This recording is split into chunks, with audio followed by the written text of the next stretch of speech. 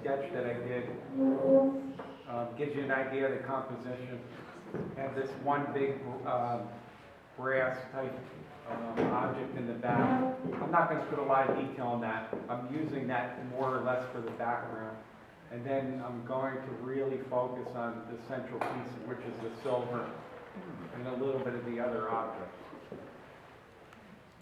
So let's get this.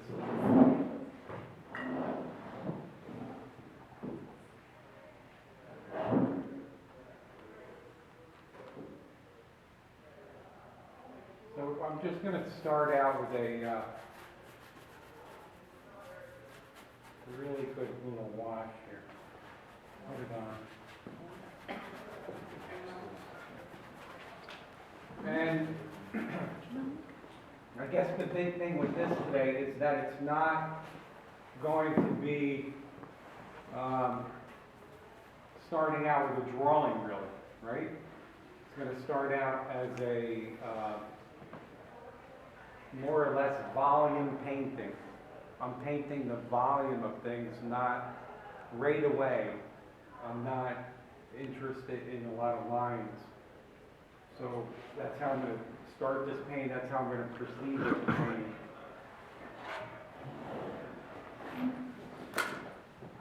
And that tends to be a little bit, take a little bit of time to get used to as an artist. If you've never done it, I think it's really a great thing to try, because we're so used to drawing everything out in the beginning, but here we're not. So what I'm going to do is try to find the top of a piece of silver, and maybe where the, we're going to come up with that here, and just try to figure out or find or get a feel for it, more or less. I don't like that brush instead. Find where these things are going to sit, and painting the volume right away of it, not, again, not the line work.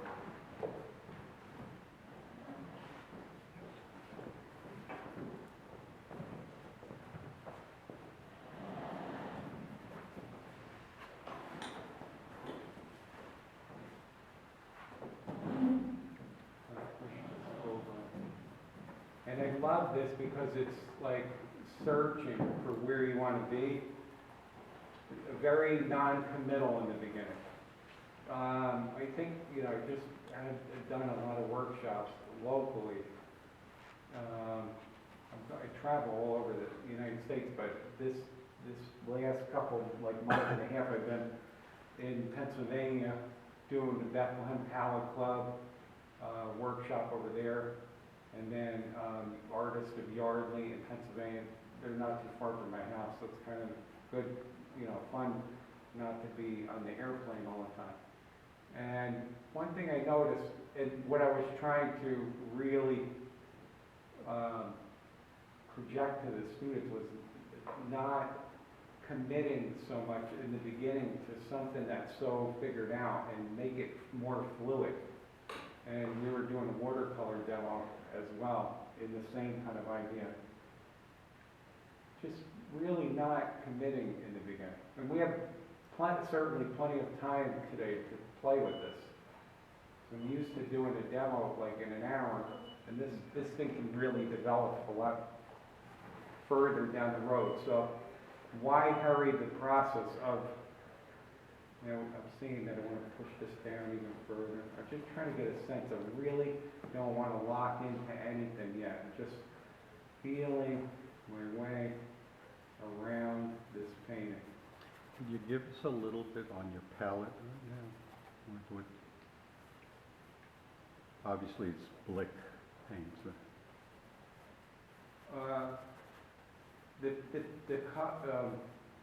Well, the paint is a Utrecht paint I'm using, but the colors are not really the most important thing here today, because I'll talk about what they are. But I think more important today, as I've been talking about, in the process of doing these paintings this year, like traveling since August, I've been on the road going to all these different places. The two things I wanted to stress this year were the building of a painting and what are the two, I feel, most critical things in doing a painting are the composition and the values. So if you can construct a good, meaningful composition, which I think happens to be a problem with some of the artists, they jump ahead too quickly before they have the idea resolved in their head where they want to be. And so that, to me, is the most critical thing. And then the second most critical thing is the values. Getting the values right, those two things will carry most of the painting. As far as the colors that I put out today, if you are taking notes, I put the cad yellow medium out, the cad orange out, cad red light or medium, yellow ochre, permanent alizarin crimson, French ultramarine, and the sap green deep, and the burnt sienna. So I have 1, 2, 3, 4, 5, 6, 7, 8. That's a big palette for me. That's unusual to put that many colors out. I don't know if I'm going to use all of them, but that's a lot of different colors. I usually like to work with about 6 colors. Why do I do that? To make a really strong painting and create an atmosphere that's going to be cohesive. The less colors you use, the better the painting will be. These are not my ideas. They're coming from the history of painting. So now what I'm going to do is this is kind of really greasy. And if you notice in the beginning, I had the canvas gesso, quite a few layers on there.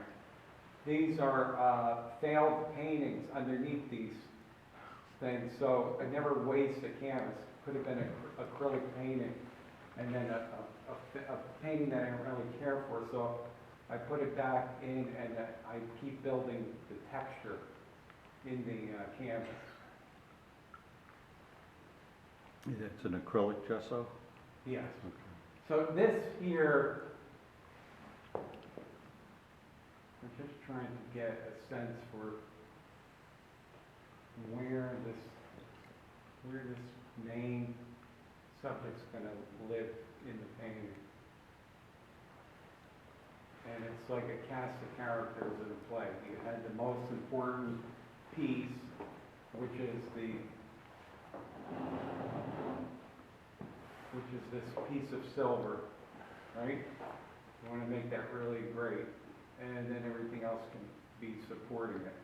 Everything else can't be front and center, otherwise you won't know what to look at. So we put this in a nice key spot in the painting. Isn't this wonderful to be in this big, beautiful room? I feel so special. Cost them a lot of money. Here I come, just walking in and thinking. We're still paying for it.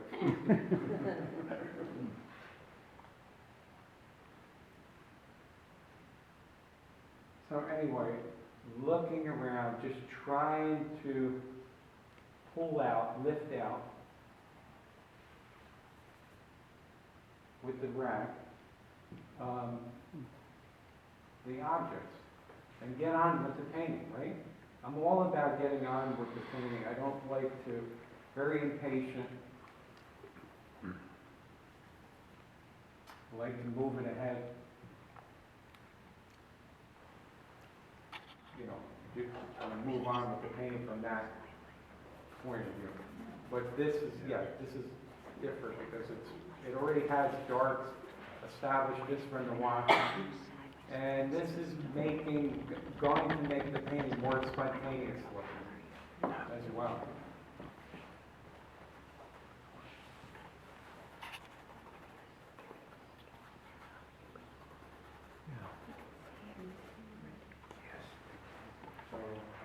And the great part about it with this is that the method that I'm working today is that you're really working the whole canvas at once. And when you're doing the alla prima painting, which that's what we're doing here, alla prima all in one sitting,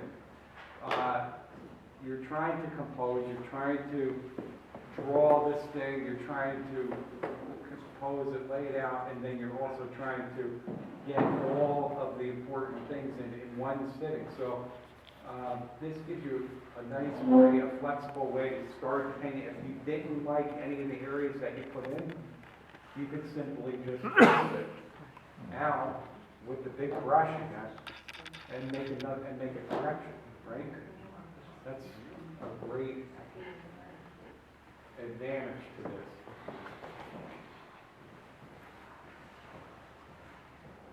So now let's go over a little bit for the composition. So just like I've been talking about in all these workshops, a simple way, if you don't already know, and I remind myself even, if you divide it into thirds, the canvas, you can look at where things intersect, and we have the orange in a key spot where these lines intersect. That's good for the composition, and of course, this is very important because it's running on a third of the canvas line here, crucial part.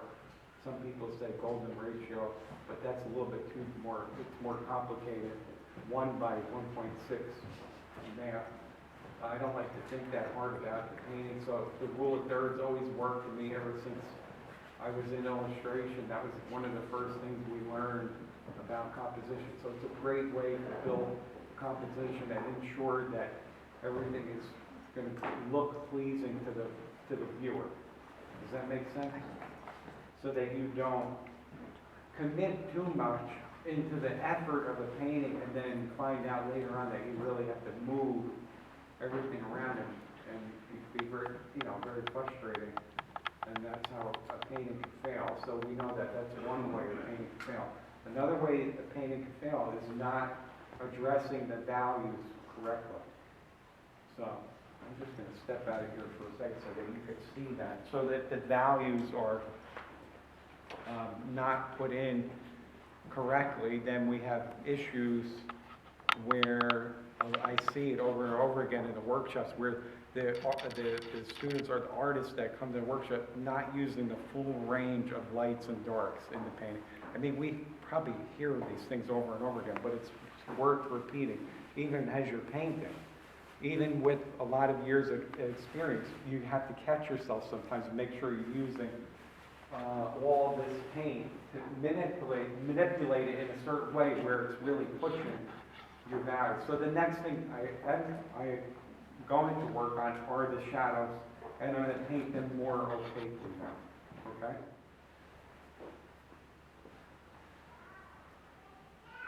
And if you have any questions or anything about my career, what I'm doing, I mean, this is good. We can just have open discussion here. It'll be fun to do it that way. Make it very informal. I don't like it to be so formal. The only one talking. But I do have a funny story, and I was sharing it on the way over with two of my students, Joe and Pat. They asked me how Halloween went at my house.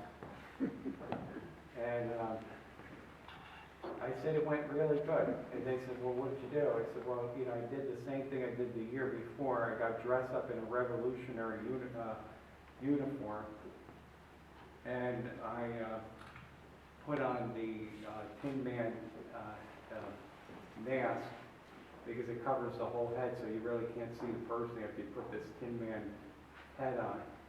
And then I added something this year. I had a pitchfork I was holding, and I was standing out on the lawn. My son created all this business with fog and tombstones and everything, and I just stand there just to give you the vision of it.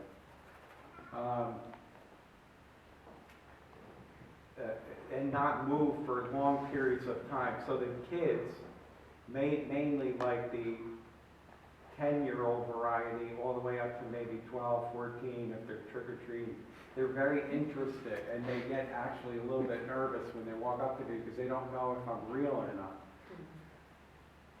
So this group of kids came up, and they were not leaving me alone, and they said, he's not real, some of the kids were saying, and this other kid said, he is real, and I'm going to show you.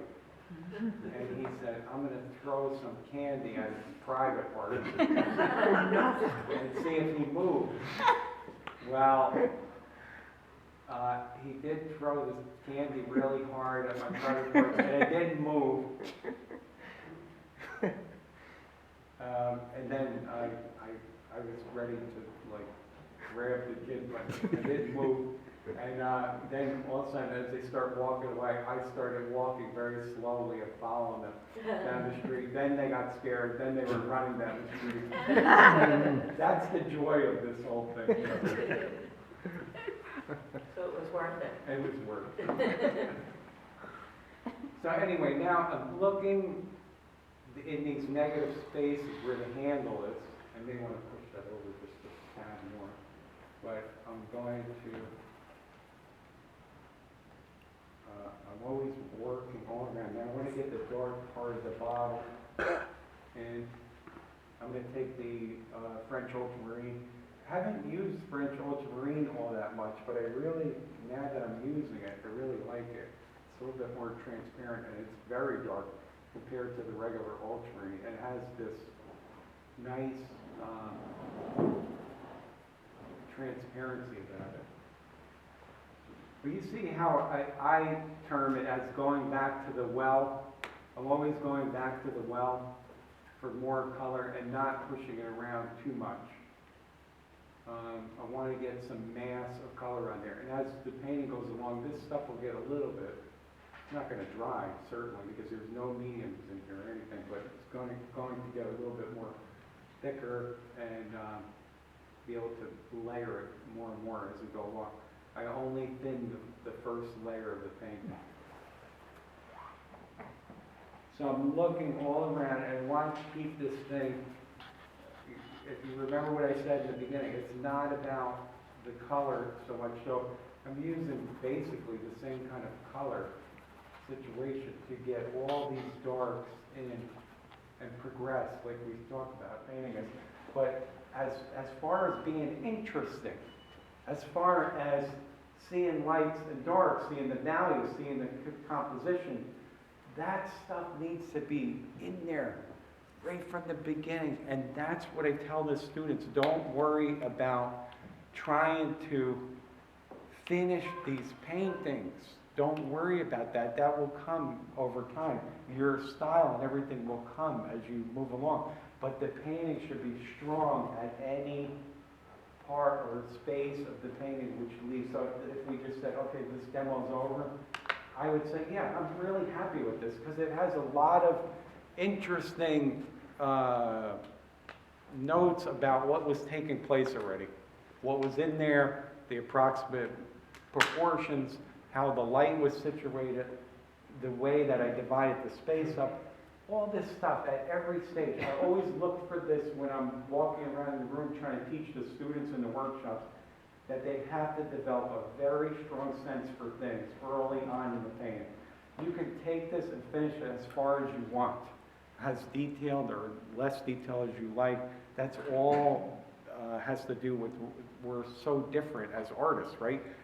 Just the way that we sign a check or write, we have a different touch. And my touch is going to be different than yours. And we shouldn't try to emulate something unless we feel a calling to it. That's where I agree with emulating things, but you're just doing it because you think, now that works good for you, but it's not really part of you, then that's maybe just chasing after stuff that you think will work for you.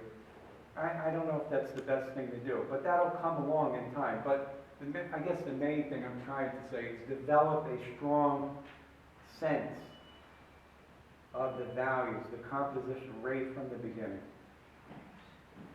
Does that make sense? and wipe it off, wipe the thing off with the paper towel rags and clean the brushes, change them out. And just, you know, like I said, don't push the paint around so much. Just put, what I'm doing here is putting bigger slabs of paint down.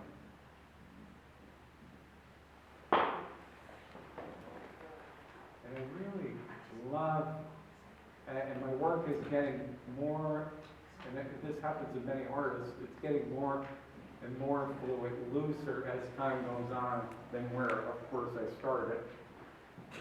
We know that God did that, kept changing, and I mean, these artists certainly had the skills to render, and I love that as well. But this is where I desire to be now as an artist, to do a lot more of this abstraction on the surface. Now, at any time, because of the way that we started the painting, if I wanted to wipe out an area and get back to that light, I certainly could do that. The reason why I would do that, if you're wondering, to keep maintaining that, is so that when I go to put that fresh color on, of the lighter passages of paint later, they're going to actually be simulated brighter in the painting by wiping off the surface and not putting lighter tones of color directly onto those thick passages of paint. You can actually get a brighter tone there. So if you wipe it out and maintain that, almost like a watercolor idea with the oil paint, I left the oil paint for about 3.5 years because of the health problem. And the break did me a lot of good. I didn't know if I was ever going to go back to it. But then I started getting requests again to do oil paintings on the road. And I said, well, let me just try, I said to my wife, let me just try working without the mediums and see if I could do that idea of just painting without the mediums and just paint with the paint itself. And it turned out to be really good. The break was good, and I brought something back to the oil painting, I think, that really made it much more alive now for me. So I'm very excited to be back with the oil paint. Even though I wrote an article was written about me in the Call Me a Trade. So you can't wait till she finds out. But she's a terrific painter. And I was out in California painting with her on this cliff one day. We were talking about what makes the acrylic so good. And I think that the immediacy of it, the way that it dries so fast, is a terrific thing for the multi-layers that you do. And the two paintings down here are acrylic. So you can see, I spent a lot of time abandoning the oil to learn how to make the acrylic look like the oil. And I think I successfully mastered that. And then coming back to this, it gives me just more time to push the paint around, which I love as well. I always missed that part when I was working. I'm not saying that I'm not doing any more acrylic painting, but I missed that part about the oil, of that flexibility of pushing the stuff around for a longer period of time. And that is what the difference is between the oil and the acrylic. It buys you that freedom, that flexibility to push it around. That's the main difference that you'll see. But there are parts of it that I really love too for the acrylic, because you can develop so many layers, 5, 10 layers in an hour, that you can't possibly do such a thing with the oil and get such depth in such short period of time. So it's always a trade-off, you know. But I think the words of William Merritt Chase, who was a member here years ago, the great painter that taught in Long Island over there, and he said something very good. He said, if you want to be a oil painter, work with watercolors. If you want to be a better watercolor artists work with oils. So there's something about trading off once in a while to free your mind from the things that you're used to and you feel like you're not growing with it. I know these changes for me, or these breaks from certain mediums, have definitely opened my mind up to new experiences when I went back to them. That's why I'm sharing that, I guess you could say. That's a good thing. What was your preference for a square canvas, which is inherently static? But I can see in laying in the paint, you have created dynamics in the placement of your lines and so forth. What was your preference for a square canvas?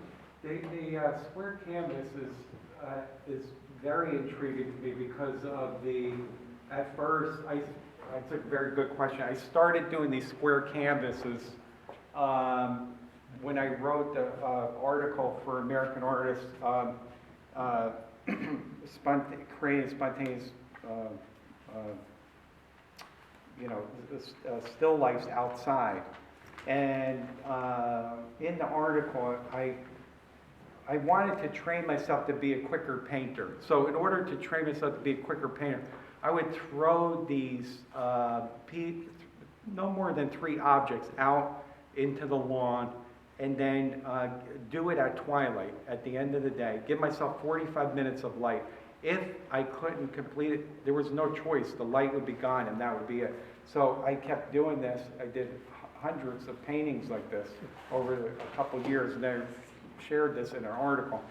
And I guess this square painting fit really well initially because I was looking down on the object. It's not something new that I discovered. I mean, artists have done it in the past. But the way that I was doing it left it, I like to keep things very simple. If I had a viewfinder, I didn't have to worry about adjusting the view or this or that and worried if it was going to change. If I was using this viewfinder and I saw an interesting combination of objects laying in the grass and the way the light was hitting them, this kept it very simple, the square. And I started working in the square for a long time and composing in the square. And there's endless, like every other dimension, there's endless ways to divide up that square. It's not that, it's the thinking that we have to learn to expand our mind and see how we're going to break this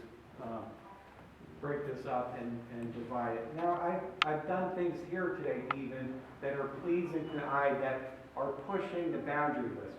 The top of this is not literally the same way it is here. I've expanded it further up. I've stretched out the ends of this brass further out for the composition's sake. And, the first time that my mind was open to this idea was, of course, probably some of you know this, in George Carlson's book, The Landscape Painting. When I first read, if there's a tree and you don't like it over here, simply move it over. And I said, wow, you can really do that? You can do that. The paint police won't come and, Yeah. But, you can do these things. So that's what I said earlier. You can push these boundaries and make this this piece of silver bigger, smaller, whatever you need, so that it's working for there. Don't you think that Picasso? Don't you think that Morandi, Peninsula-Lautrec, Van Gogh? They didn't have to. This in their mind, that they had to follow every single exact thing of their subject to be inspired, especially Matisse. I mean, but look at Matisse's compositions. They're wonderful. They're exciting, every one of them. He never has a bad composition. They're always wonderful ways to break the space up again. And one of my favorite artists for composition is Vuillard. I love Vuillard. I love his interiors because I paint interiors a lot. And I love the way that he divides the space up. So that's a long answer to the square question, but realize the level of galleries that I was getting in were very good, and I didn't appreciate it, and I kind of just said, all right, that's cool and everything, and kind of blew some of those opportunities, and had a lot to learn as far as discipline. And one of the things that helped me was John Howard Sanders' guide to become an artist. If you want it, I can give you my business card and I'll email it to you. But it's really good because in this thing, he talks about all these important aspects of being an artist. And a lot of them is stuff that the artists don't really want to hear so much. They want to just get on with their painting. But there's a lot of discipline. And one thing that was good as being an illustrator was, if any of you guys were an illustrator, you know what I'm talking about, the deadlines, getting the job done, no playing around, no time to think about how you're going to do this thing. No, where is the solution? And guess what? I have to have it done in a few days. So you know, if you ever did it, it's not easy.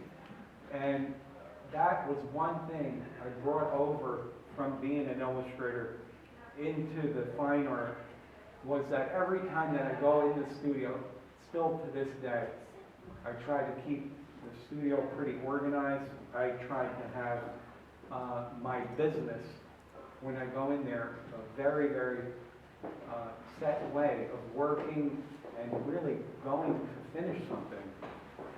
I don't find myself floundering around too much. I know what I want to try to accomplish. And I think that has helped me a lot over the years to be very productive and to be very organized. The other thing is keeping the same, like finding a track to work in. And I don't think artists ever, a lot of times they run into problems because they're not keeping on a track long enough. It doesn't matter what kind of field of art you're in, writing, musician, whatever it is, but you have to stay in a track long enough to develop it, a certain focus, a philosophy, whatever. You have to work through that. If you go to the museum and you see the studies, like I'm thinking of Cezanne, look at the amount of time they revisit this same subject over and over again. Somehow when we have success, I've done it myself, that's not worth really painting again. I've done it and I did it successfully. Oh, yeah, and I even got an award for it. So I'm not going to do that again. You know, I'm not going to visit that thing again. Well, I think that's a misfortune thing, and I've done it myself. That's what I'm saying. You need to think about that. There could be a lot of fruit there. There could be a lot of development there as you go along with a concept. That there could be a lot of ideas that you could develop there if you just stick with it long enough. Look at Morandi taught, back to Morandi, saying, you know, I'm really talking about, so you must be really coming into the room. He worked on with the same objects for 50 years, the same objects in the same room. Most people would say, this guy is out of his mind. I mean, but look what he did with the work. When he had that show at the Metropolitan Museum so many years ago, did anybody see that Morandi show at the Met? Anybody? That show was really unbelievable. It was, I don't know, like 130 paintings in quite a few rooms. It was just amazing. But then you really got to see how this artist really grew over the years and searched for these things. And he started off very literal, and then those objects and those methods of working, how sticking with the same thing, I guess what I'm trying to say, really started to produce new, interesting directions, fruit, you know. I think that there's something to be said for working through these concepts long enough to try to exhaust everything you can out before you maybe move on. I don't know, that's what I'm just, As you mentioned before, being an illustrator, which is a form of commercial art, and going then transitioning into fine arts, that's quite a psychological jump, isn't it? yeah, it is. And I didn't understand it for a long time. And I think it took me a good 15 years to really start to think about how this whole thing is going to form. Alongside with that, I came upon this position at I was at Utrecht first. And in that job, I had already done a lot of self-searching. And I found that I really needed to get stronger in trying to communicate verbally about what I was trying to do as an artist. And my brother helped me with that. My brother Mike, he told me, you really need to learn to write your thoughts down as well. That was a big help when he said that to me. I started to clarify things, and then I started to write these articles. It also is quite a fusion between actually doing the artwork and talking about it and writing about it. The artist does it, the critic writes about it. So that's quite a dichotomy also, right? Right. It's it definitely is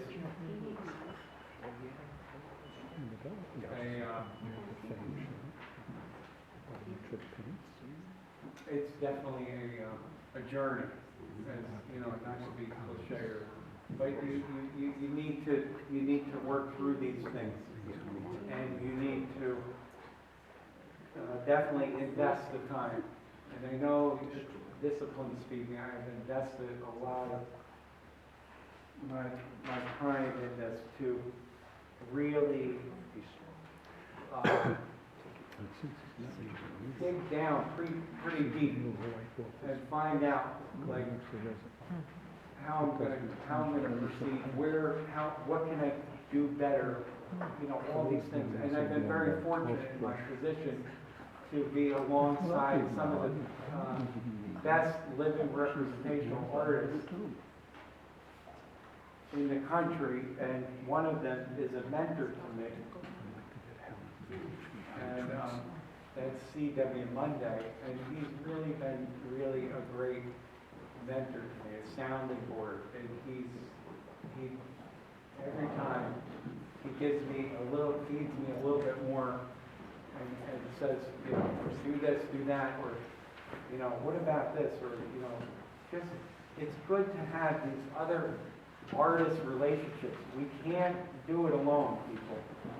You have to be connected to other artists. National painters have brought to the like Zorn, that show, that was really nice to see the Zorn paintings. We saw that. I saw that with my student Joe. We really loved that. Finally to see some of his work. Soroya, I think a big thing for, all these type of artists, I don't think I have one particular. I mean, there's so many thoughts that come to me because of my position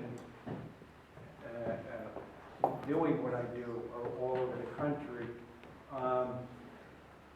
I've studied a lot about those turn-of-the-century painters, and I think I tried to bring some of that into these demos, simply for the fact of pushing or bringing some of that information and carrying it on to other artists. You need to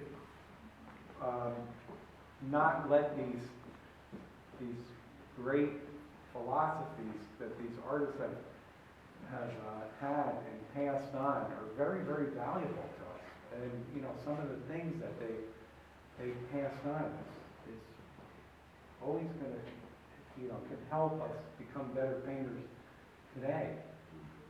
So, wherever you hear like notes or a piece of advice from an artist from the past really need to think about those things, what they were trying to say, what they were doing.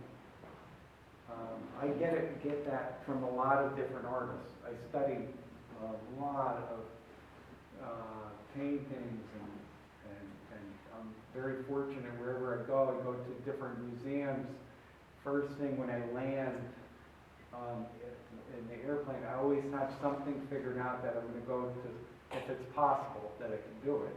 I go to a museum and I tie that museum as a lesson into the school, the university, the art school that I'm going to, because I find out that a lot of the students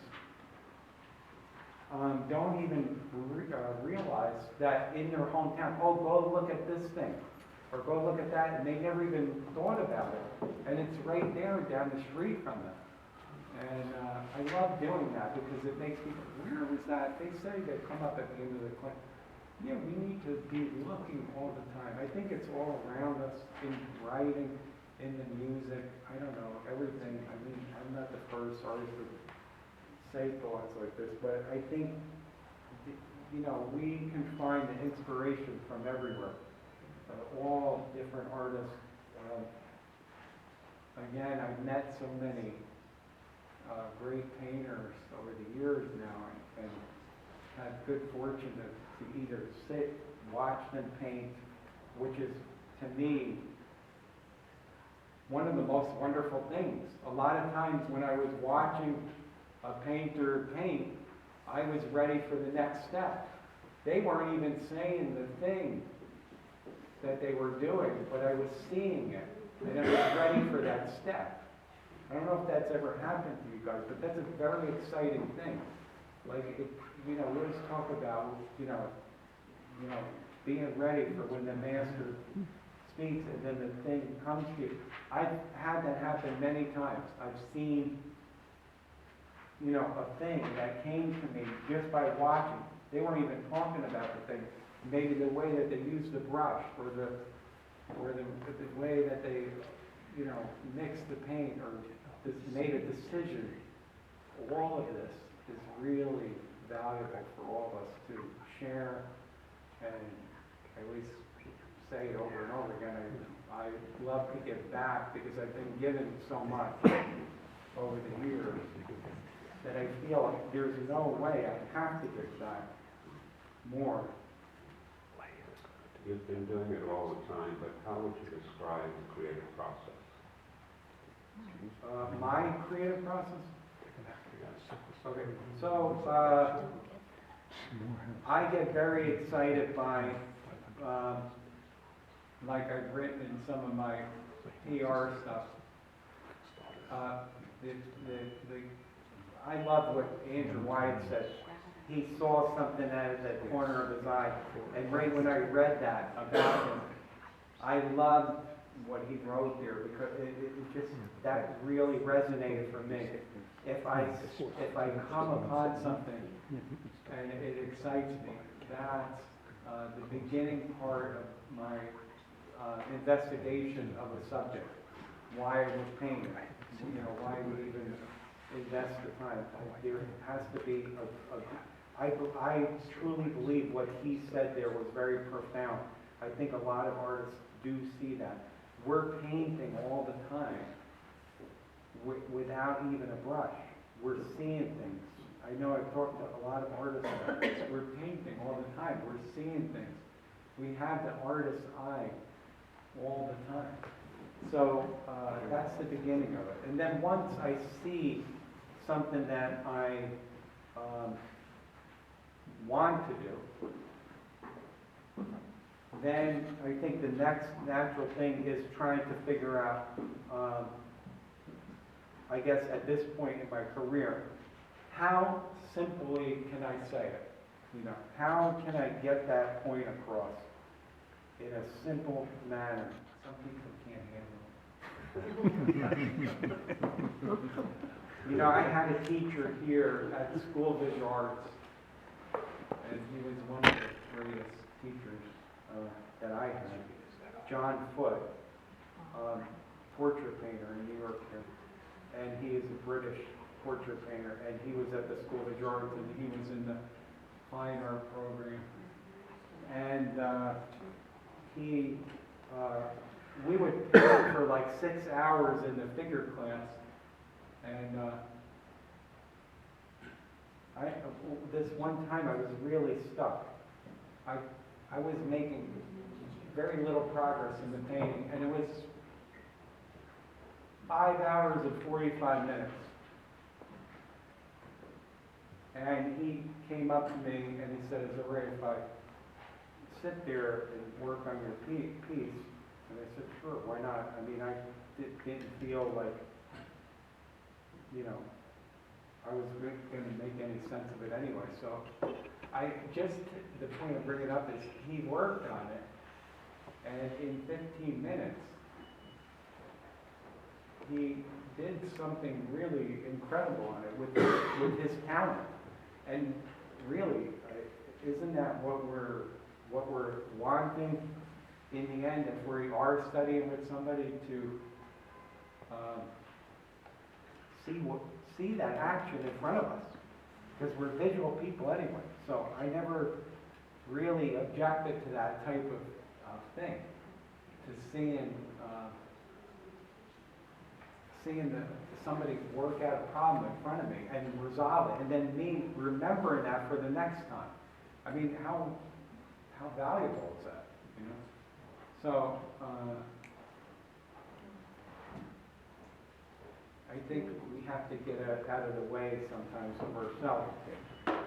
To go to the next level is not always about us doing more painting sometimes, but if you have an opportunity like that to learn, pull back a little bit and let the teacher take over if they're willing, and show you something, because I don't think there's anything wrong with it, but you know, I know some people, it's a very touching thing. I don't know, I think people go to workshops a lot of times and want to finish painting for the workshop. And I've done it myself. I went to workshop, I want to finish painting. I'm just giving advice. That's not a good way to go to the workshop. The workshop is there so you work out something. And it doesn't mean that you have to produce something that you could take home and say, "See, look what I did." No, you're working out issues. So, not the best place to do that kind of thing.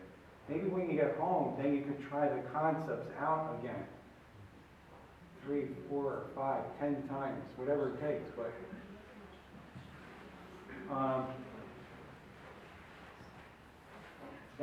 that's where you can go work it out later on. But when you're in it, surrender to it, you know?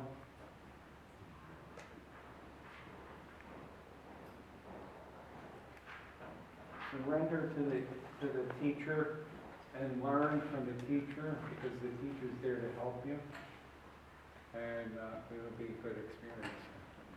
But I remember John Foote doing that, and in 15 minutes resolving things. Yes, I was very frustrated to see that somebody could do something in that short of time and resolve it. And yeah, it gives you a horrible feeling in one way. But in another way, you have to take it in and say, "Well, look at that. It's something maybe that I can get out of this." If you can get bigger than yourself, get out of the way of yourself, you can learn something, you know, in the process.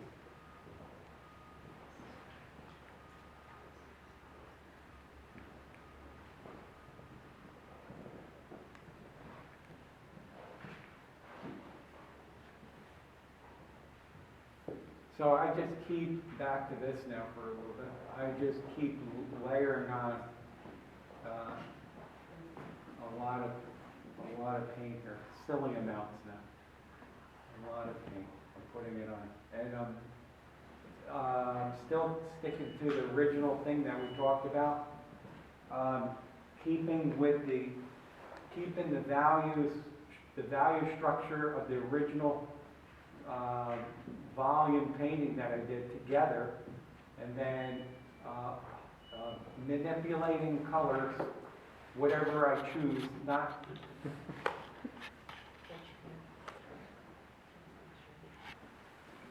Now, this is the same idea here. I'm going to introduce this. And again, 8 colors. I think, yes, I did pull from every one of them. So when you come up today, you see that it did pull from the 8 colors. Just looking around. And okay, let's talk about one other thing I didn't really talk about today, and it seemed to be more of my conversation as an artist, as I mature as an artist, and I'm very interested in it. It's called the color energy. And a couple years ago, I started thinking about the energy of colors. Again, it's nothing new as a topic. I mean, in science and all this, we know that all these things exist, but then to think about it as an artist and see like how that can really work for your painting. I was trying to figure out how can I really emulate the color energy that is going on before my eyeballs the best way in this activity of painting. And I did come upon an answer for that. You always have to ask good questions, then you can get an answer. Well, one of the things that I realized was this was probably the hardest key that I unlocked for myself, was the ability to look less. Now that might sound crazy because you say, no, you have to look more, look at all the details and all that. Yeah, but the less that you look and you defocus is where the answer for color energy comes from. And what the heck is he talking about? So you say, well, if you don't focus too hard on any certain area of the painting and you defocus it, rather look at the whole scene broadly, then you will start to see color energy coming from certain objects. And that, doesn't take a lot of training. You just can't focus on one little leg or this or that. You just defocus and look at the broader sense of it when you're starting your painting. And try to fix your mind about where those important spots are, like, we know that this is going to radiate, and we also know that we're going to have some interesting value or color, temperature, energy come from other places. But the most energy is definitely coming from this area. So I enhanced it by putting even a little bit more exaggerated color in here. And you could do that, you realize to get better at that, when you're outside, you realize that you have to actually exaggerate your subject matter as a plein air painter, and when you come to set up today is very interesting because there's only one object that really has a lot of color in it. But there's, again, like we said in the very beginning of the painting, there's a lot of neutral effect in the painting. So the painting is, you will see that with the Winslow Homer paintings. You'll go into if you go into the museum and you put, you go around a museum with a red film, and you'll see all the secrets of the artists by doing this, because you'll see how they assembled the painting with that. It's like stripping all the color out of their painting. Not like, it does it. Strips all the color out of the painting, and you can see the way they're assembled for what they really are. And I experienced that the first time when I had a red piece of film and I walked into the Carnegie Museum in Pittsburgh, and I had not this, but just a piece of red Mylar, and I was going like this to all the thing, and I seen the guard looking like, what is he trying to do with that red film, to the paintings?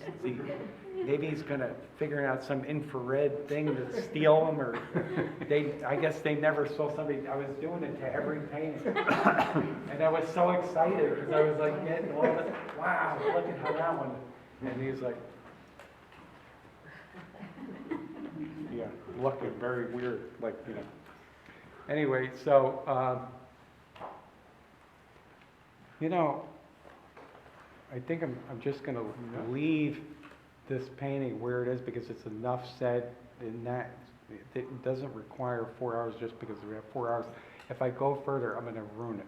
So, I want you to come up, see the liveliness of the brush strokes, see the way like I talked about, the weaving of the paint, the different temperatures, the way they were weaved together in the painting, and how they were weaved in such a way that the value structure was unaffected in those designated areas of light and dark, all right? Anybody have any questions about this? Thank you. Leave it That open. was Yeah. very Thank good. you.